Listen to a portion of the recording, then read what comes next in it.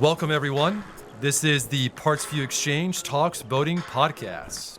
Here we chat about all things boating with marine industry professionals and enthusiasts who spend all the time they can out on the water.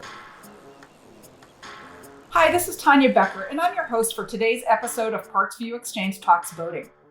Today's guest fascinates me, so this is an episode you're not going to want to miss. Tommie Robinson is a tournament bass angler with over 25 years of experience. He has qualified for several regional events throughout his years on the tournament circuit.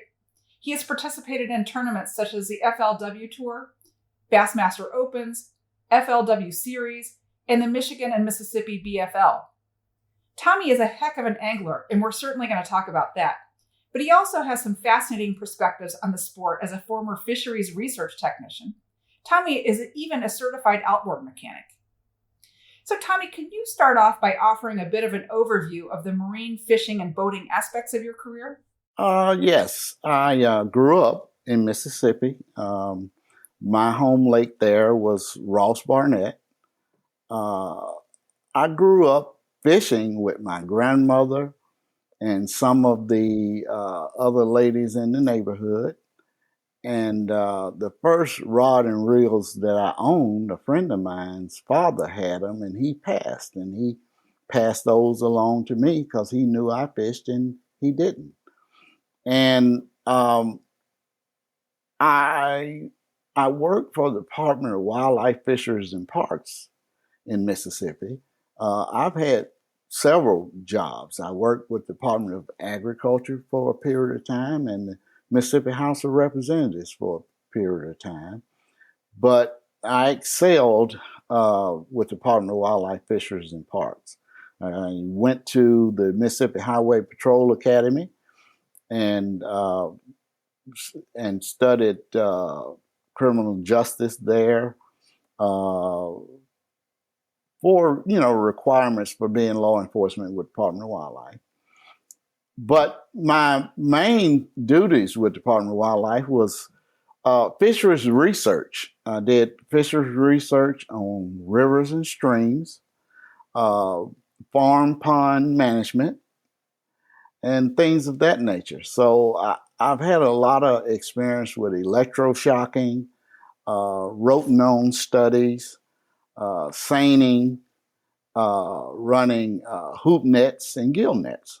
I think most of us would agree marine conservation and preservation efforts are so important to allow anglers to enjoy what they love for many years and, of course, generations to come. What are some of the key aspects of effective conservation efforts? Well, first of all, preservation and management is two separate things. When someone say they want to preserve something, they want to keep it in its natural form without altering it, such as never removing any fish from the pond or allowing all weeds to be grown and never fertilizing. That would be preservation in its natural state. Management, though, on the other hand, does allow for manipulation, such as removing some fish. And when you remove fish, I say remove, but you hear the phrase catch and release. Catch and release is good, but if you have a small impoundment, say 100 acres or less, and you have bluegill, bass, and catfish in there. Say you're bluegill fishing, if you catch mostly fish that are 3 to 4 inches, you need to take some of those fish, because what that does is allow the other fish that are there to come up in size.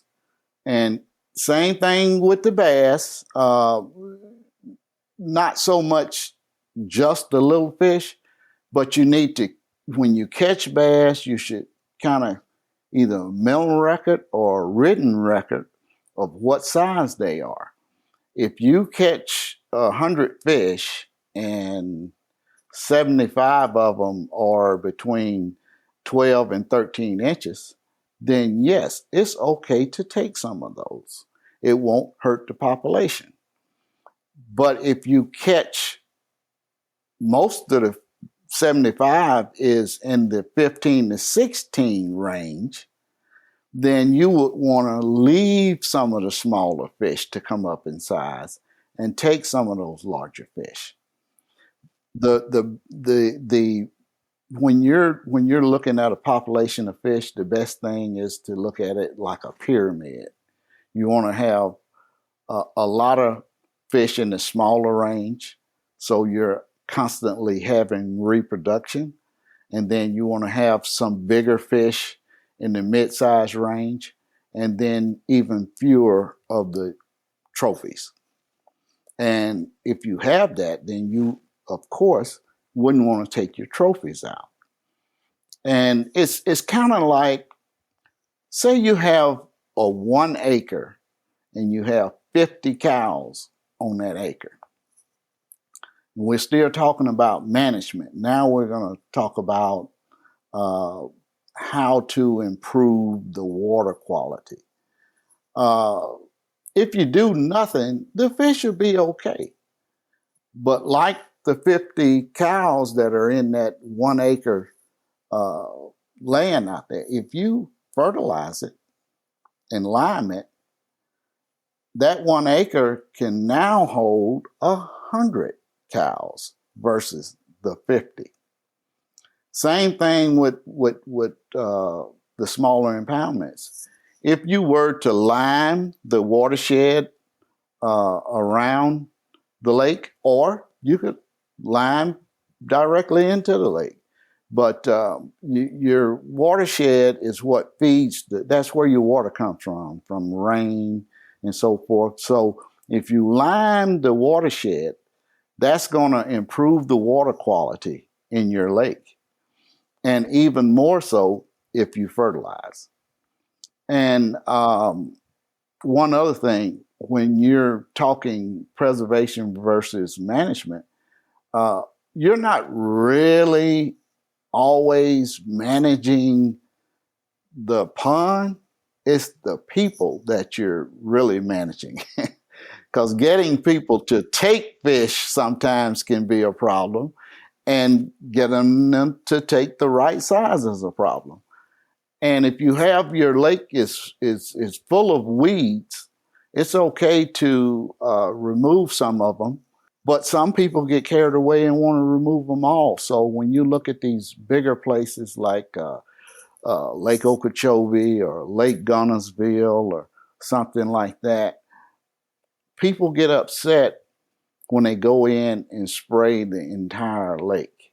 You know, if they went in and improved some areas, that would be great. But when you spray the entire lake and remove all the weeds, that causes other problems as well. Yeah, the fish like to hang out in there, and other species, little critters like to hang out in there too. If you remove all of them, it's not, absolutely, it's not so good.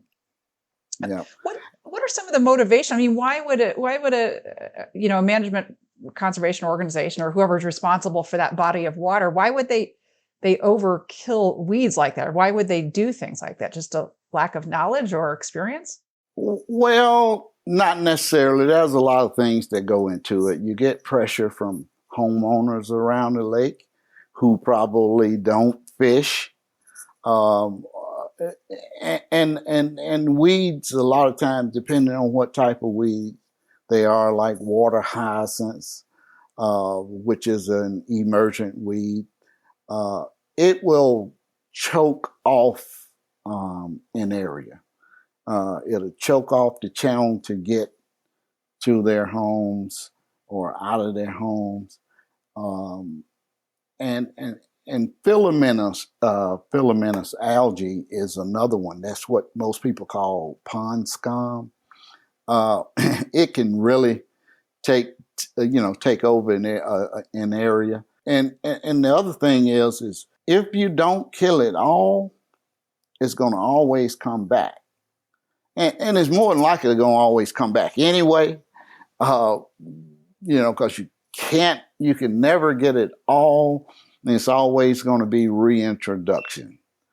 So, when they contract people to do the spraying, because more than likely it's not this department that's doing the spraying, it's probably a contract company.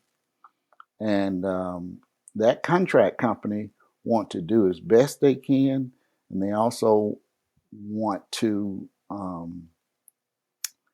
of course, work as long as they can.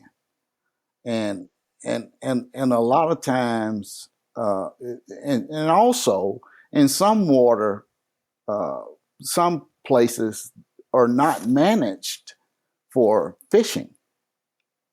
They're managed for flood control, or they're managed for, say, power plants. So removing the weeds will cause less problems for them in some cases. Mm-hmm. Have you seen marine management organizations make pretty big mistakes or do things, exceptionally right? I mean, have you, what kind of things do these organizations get right and wrong? Well, nothing's perfect, and a lot of things are trial and error. One of the problems I see that, I'll give you an example of what I've seen be wrong, is in the waters that feed Lake Michigan, they have grass carp that has come up, has made it up to the dam. So once they get past that dam, it will be introduction into the Great Lakes. Well, a while back, they tried to rotenone. Rotenone is a chemical that attaches to the hemoglobin in a fish, and it causes it not to be able to take on oxygen from the water. Well, when you use rotenone, it should be used in the middle of the summer when it's extremely hot. And they tried to use it in the wintertime or the fall, and it wasn't very successful. They didn't get them all. They didn't kill the fish. So that's a mistake I've seen before. Other mistakes sometimes is I say mistakes, but you don't know what the motivations are. Is draining a lake past where it should be drained, and doing that at the wrong time, because that promotes aquatic weed growth, and that can cause a problem.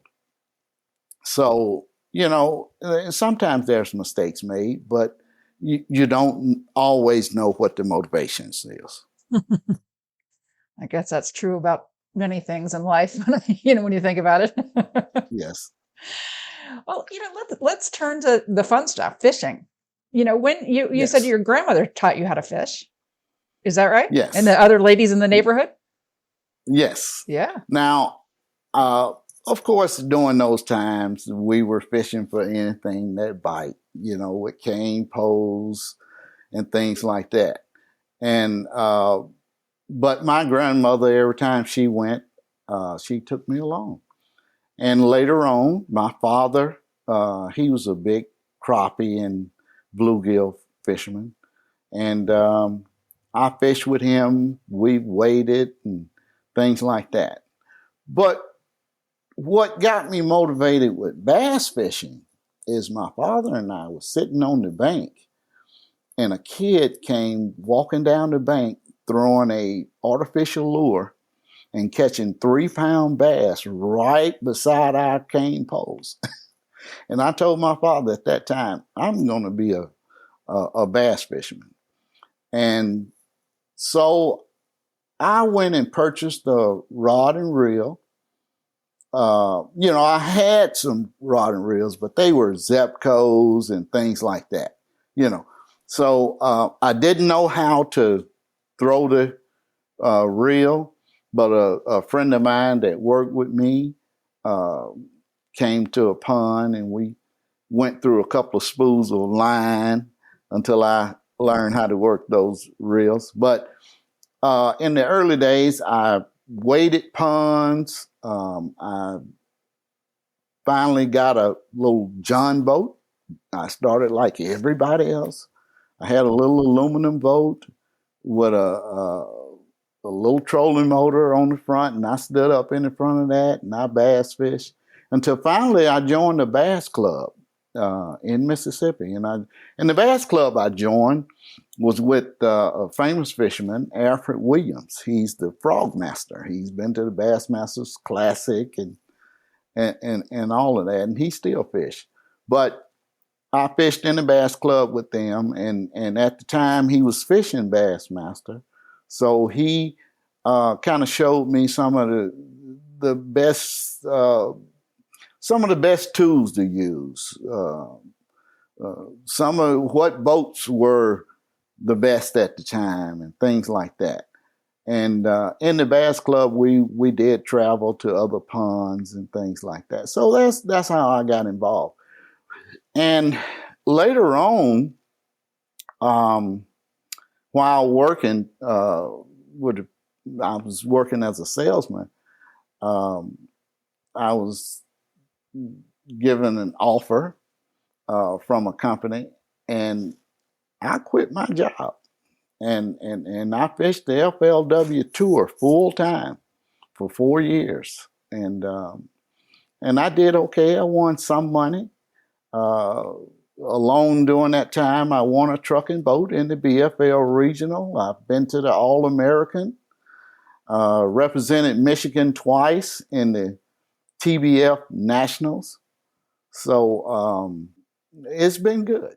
You've been fishing professionally since that, since that sponsorship then, or did you kind of go back and forth between real life and fishing a little? Well, I tournament fished with the old Red Man Tobacco Trail, which goes way back. So I actually started fishing tournaments for money outside of the Bass Club back in the early 80s and 90s. Okay.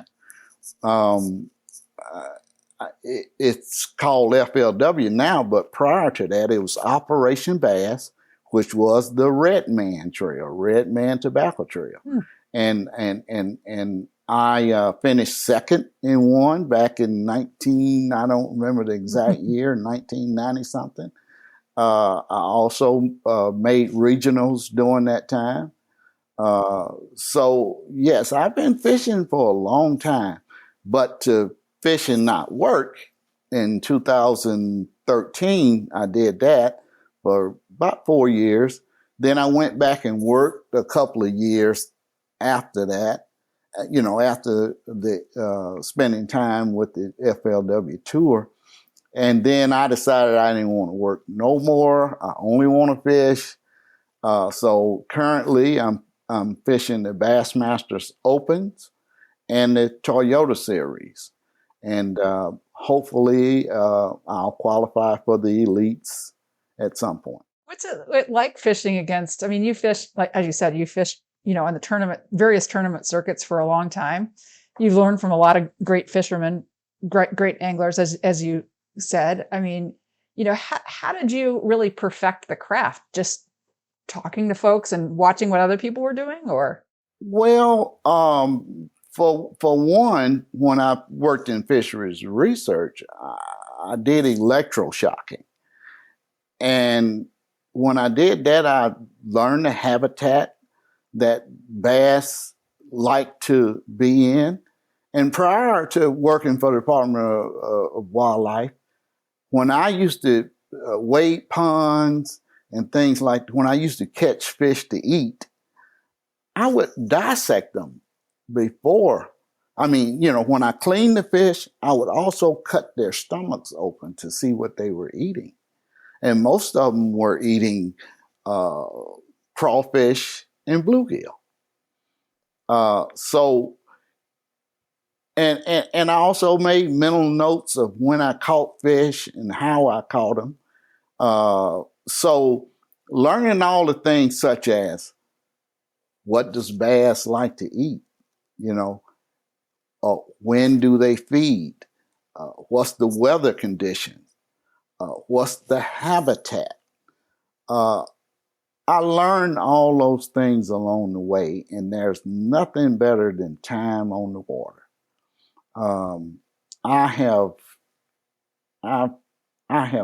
spent many a days and late evenings in bad weather on the lakes fishing alone, and sometimes with other people. And when I didn't have a vehicle or a boat, I'm going to tell you a story. Yeah, please. I had a boat at the time, but my vehicle wasn't running, but I still wanted to fish the tournament. So I'm in Mississippi, and the only way to get to the landing on Ross Barnett, the one that we went out of, was down in Natchez Trace. Well, I had my girlfriend drop me off on the interstate right at the on-ramp to the Natchez Trace. Know where this is going. Okay. And I flagged the first boat coming by, and that's how I got to the lake. So I was very determined.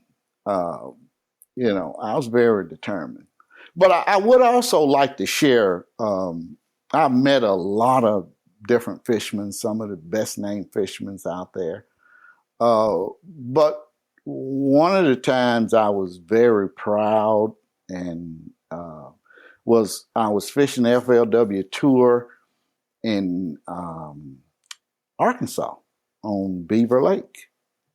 And they used to would have an auction the night before the tournament or something like that. I can't remember exactly what it was, but I was in line and Rick Clun was behind me.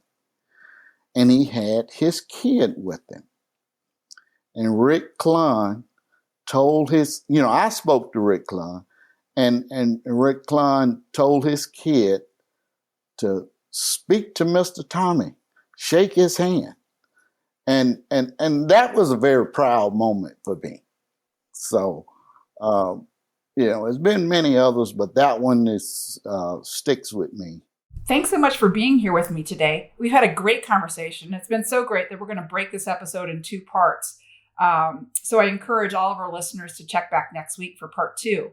In the meantime, follow Tommie on his website, Instagram, Facebook, and I've included all that information in the show notes. Thanks again for being here, Tommie. It was really great talking with you. Thanks for tuning in to this episode of the PartsVu Xchange Talks Boating podcast. Is it almost time for routine maintenance on your outboard or Mercruiser marine engine? Check out our easy-to-use maintenance kits at PartsVu.com. And for free shipping, use the coupon code PVTalksBoating, a special perk for our podcast listeners. Follow us on Facebook and Instagram for boating knowledge, to keep in touch with the PartsVu community, and for special sales and promotions. Don't forget to subscribe, rate, and review this podcast, and check out the show notes for the coupon code just mentioned, more information about PartsVu and the products we offer, as well as our boating blog, the PartsVu Exchange. And a big thanks to Min for performing the original music featured within this podcast.